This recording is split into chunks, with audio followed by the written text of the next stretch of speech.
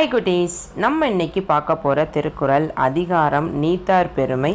குறள் எண் 24. உரனென்னும் தோட்டியான் ஓரைந்தும் காப்பான் வரனென்னும் வைப்பிற்கோர் வித்து. விளக்கம். மெய், வாய், கண், மூக்கு, செவி என்னும் 5 யானைகளும் தத்தம் புலன்களாகிய ஊறு, சுவை, ஒளி, நாற்றம், ஓசை ஆகியவற்றின் மேல் செல்லாமல் அவற்றை மன உறுதி என்னும் அங்குசத்தால் காப்பவன் எல்லாவற்றிலும் சிறந்ததாகிய வீட்டுலகத்திற்கு ஒரு விதை ஆவான். இப்போ இந்த குறளோட விளக்கத்தை நம்ம ஒரு குட்டி கதை மூலமாக பார்க்கலாம் வாங்க. ஒரு வீட்டில் தாத்தா, அம்மா, அப்பா, பாலான்னு ஒரு சின்ன குடும்பம், ரொம்ப அழகான குடும்பம். பாலா 10ஆம் வகுப்பு படிக்கிற மாணவன். அவனுக்கு அவங்க தாத்தானா ரொம்ப பிடிக்கும். அவர் செய்கிற செயல்களை பிரமிப்பாக ரசித்து பார்க்குறது வழக்கமாக செஞ்சுட்டு வந்தான். பாலா பள்ளிக்கூடத்துலேருந்து வீட்டுக்கு வர்றான். வீட்டில் யாருமே இல்லை, தாத்தா மட்டும்தான் இருக்காங்க. போய் ரெஃப்ரெஷ் ஆகிட்டு டைனிங் ஹாலுக்கு வர்றான். அப்போ தாத்தா ஒரு கப் சுண்டலை பாலா கொடுத்துட்டு அவரும் ஒரு கப் சுண்டல் எடுத்துகிட்டு 2 பேரும் சாப்பிட்டுட்ருக்காங்க. பாலா சுண்டலை சாப்பிடாம தாத்தாவே பார்த்துட்ருக்கான்.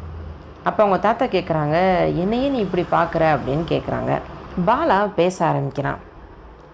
தாத்தா, உங்களை பார்க்கும்போது எனக்கு ரொம்ப பிரமிப்பாக இருக்குது. காலையில் 5 மணிக்கெல்லாம் எந்திரிச்சிட்றீங்க, இரவு 9 மணிக்கெலாம் தூங்க போயிடுறீங்க. ஒரு நாள் கூட நான் முன்ன பின்ன எந்திரிச்சோ இல்லை தூங்கியோ பார்த்ததே கிடையாது. அதே நேரத்தில் இட்லியாக இருந்தாலும் 2 தான், பிரியாணியாகவே இருந்தாலும் 1 கப்பு தான். கூட குறைய சாப்பிட்டு நான் என்றைக்குமே பார்த்தது கிடையாது. அதே மாதிரி உங்கள் எதிரில் இருக்கிறவங்க என்ன தான் கோபமாக பேசினாலுமே நீங்கள் ஒரு நாள் கூட உங்கள் குரலை ஒசத்தி பேசினதே கிடையாது. அதே மாதிரி நீங்கள் ரொம்ப சந்தோஷமாக உற்சாகமாக இருந்தும் நான் பார்த்தது கிடையாது.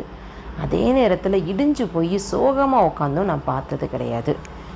எப்படி தாத்தா உங்களால் மட்டும் இப்படி இருக்க முடியுது? எல்லாத்துக்குமே ஒரு கட்டுப்பாடு வச்சுருக்கீங்க. ஒரு நாள் அதை நான் மீறி பார்த்ததே கிடையாது. அவன் சொல்லும்போதே அவனுடைய உடம்பு அப்படியே சிலிர்த்து போயிடுச்சு. எல்லா விஷயத்துலையுமே நான் கட்டுப்பாடோடு தான் இருப்பேன். இதுக்கு காரணம் நான் ஆரோக்கியமாக இருக்கணும் அப்படிங்கிற நோக்கம் மட்டும் கிடையாது. இந்த பிறவி முடிந்ததுமே இன்னொரு பிறவி வராமல் நான் மோட்சத்துக்கு போகணும் அப்படிங்கிற ஆசையும் தான் காரணம் அப்படின்னு தாத்தா சொல்கிறாங்க. அதுக்கும் இதுக்கும் என்ன சம்மந்தம் தாத்தா அப்படின்னு பாலா கேட்குறான். இருக்குது, நீ யானையை பார்த்துருக்கியா? அது பார்க்குறதுக்கு சாதுவாக தான் இருக்கும். ஆனால் திடீர்னு அதுக்கு வெறி பிடிச்சதுன்னு வச்சுக்கோ, நம்ம போய் அடக்க முடியும்? பாகன் தான் அங்கோசத்தை வச்சு அடக்குவார். அதே மாதிரி நம்ம 5 புலன்களுமே யானை மாதிரி தான். திடீர்னு அந்த புலன்களுக்கு ஆசை வரும். ஆசை தலைக்கெடுக்கும்போது அதை அடக்கிறதுக்கு மன உறுதி தான் வேணும். மன உறுதி தான் 5 புலன்களை அடக்க மனிதன்கிட்ட இருக்கிற அங்கோசம். இந்த அங்கோசத்தை பயன்படுத்தி ஆசைகளை அடக்கி வாழ்கிறது தான் மோட்சத்துக்கு போகிறதுக்கு நம்ம போடுற விதை அப்படின்னு தாத்தா சொல்கிறாரு. இதை கேட்டதுமே பாலாவுக்கும் ஒரு ஆசை.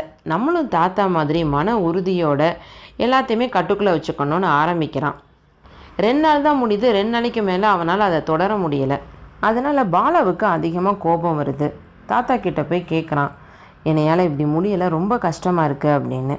தாத்தா சொல்கிறாங்க, உடனே நடக்கணும்னா அது கொஞ்சம் கஷ்டம்தான், பயிற்சி செய், எளிதாயிரும் அப்படின்னு சொல்கிறாரு.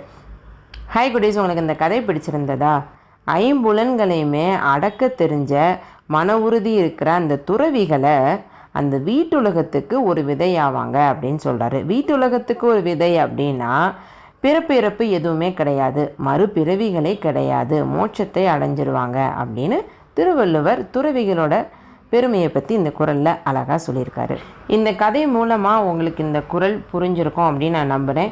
இனி வர வாரங்களில் நம்ம வேறு ஒரு குறளோட சந்திக்கலாம். இந்த வீடியோ உங்களுக்கு பிடிச்சிருந்தது அப்படின்னா உங்கள் ஃப்ரெண்ட்ஸ் கூட ஷேர் பண்ணுங்கள், லைக் பண்ணுங்கள். விருதை பொண்ணு சேனலை சப்ஸ்கிரைப் பண்ணுங்கள். நன்றி, வணக்கம்.